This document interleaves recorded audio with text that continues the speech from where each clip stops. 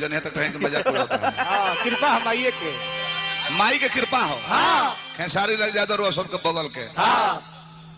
के रहले के लिट्टी बेचत रहले। कमल लिट्टी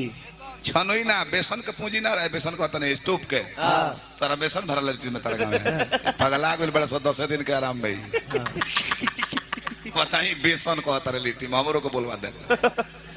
छाने खातिर स्टोव लागी नु तेल चाहे कढ़ाई चाहे पूंजी ना रहे ना आ देखिए आज माई के कृपा भइल हो से कोई लिट्टी बेचत रहले गोबर के गोइठा पो आज 40-50 लाख तो हमरा बुझाता कि हर साल गरीब लोग के कमरा बंटवाए तारे साड़ी बंटवाए तारे हां बढ़ले बा कूल बताई है बोलौलर ले उनका के एक बार बोलौले ओकरा बाद मनावले बन को देले हो